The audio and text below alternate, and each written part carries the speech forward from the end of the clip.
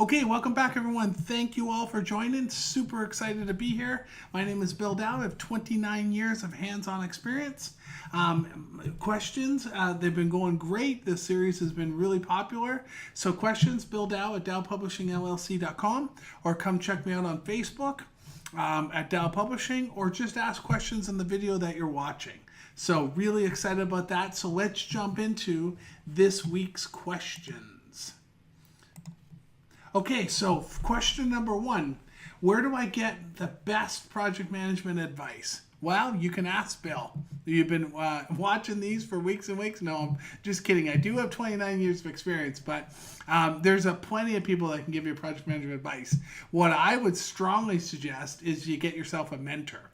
LinkedIn's got a great mentoring program. I help a ton of people on LinkedIn. So I strongly suggest you get a mentor. However, sources, LinkedIn, your local PMI group, again, lots of sources, but where do you get the best advice is really having that personal face-to-face conversation where people can ask questions and you can tell about your current projects and your current problems that you're trying to you're trying to solve, and really it's about really having that connection. So great. I can always give you advice. There's a ton of people that can give you advice. Look for a mentor, look for LinkedIn, but keep watching these Ask Bill series, because I think it's going to really help you as well from a project management perspective.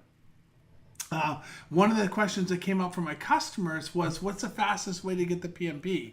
And I challenged that customer and I said, really, the fastest way? What's the interest and why do you have to get it so fast, right? And so again, one of the things that that is out there and has been out there for a long time, and it is a fast way of getting it, is the Cheetah series, right? The Cheetah training allows you to get your PMP training or your PMP certification in a week. Now, you have to have all the background, you have to have all the pre-qualifications, you've got to be ready, but what they do is they just pound and pound and pound away at getting you the formulas and the terminology and all that goodness. So that would be ultimately the fastest way. I struggle with that a little bit, but it is the fastest way. But when I was talking to my customer, I was specifically asking them why. And they were saying that their PMP was tied to a salary increase. So if they got their PMP, they'd get more. Their company was saying they'd get more money. So I thought that was interesting, but that was the root to why they were asking to get it so fast. So I realized. So again, that's a valid question. You can go get it through Cheetah, but again, I don't know if it's really about getting it as fast as possible compared to understanding the information and really understanding what you're getting, or understanding the whole project management methodology, and really passing that certification because you understand it. How important is it for project managers to resource load their project schedules? I think it's critical, and I'll tell you why. So I've been doing that in MS Project for years and years and years, but I think it's critical because we're working on so many different projects, and you've got so many people that are spread across so many different projects, that I really think it's important that you understand where and how much time they have allocated to your project. So if you resource load them, and then you actually run these dates and times around what you expect them to use on your project, when they're working with their other projects and they're maybe not resource loaded, you're going to be able to really understand where they're the busiest. And so if they're not loaded on other projects and they're loaded on yours, you're going to basically have that first cut at that timing because they'll be committed to your project. So get them loaded and get them loaded on your schedule, and then really make visibility of when you expect them to work. So I think this is a great question. I highly recommend resource loading your projects to make sure you're locking in that time or your resources. Why do projects fail? Well, I've had that, and I've heard that question around why do PMOs fail, why do projects fail, right?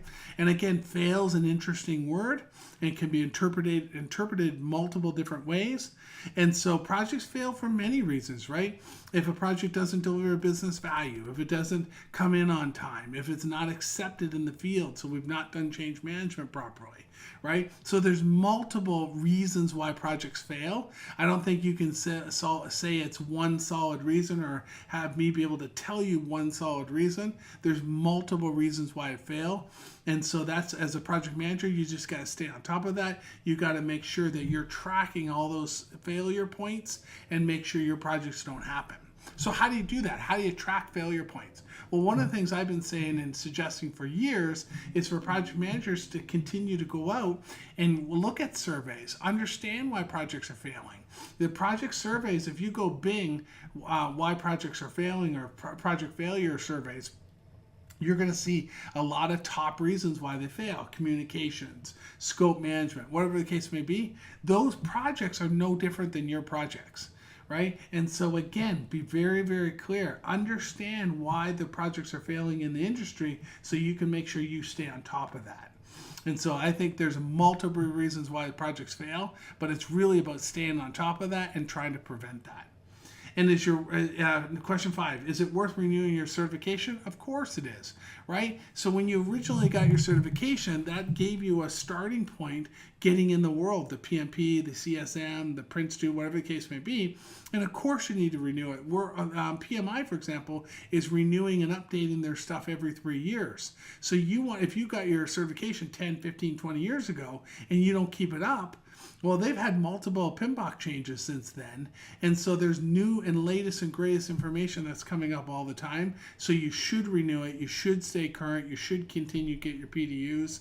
And I strongly suggest anyone in their certification or in that field should keep their certifications. Doctors have to do it. Dentists have to do it. And so I think project managers have to do it as well. Again, thank you all very much. It's really great being able to answer your questions and being able to provide you the feedback real time.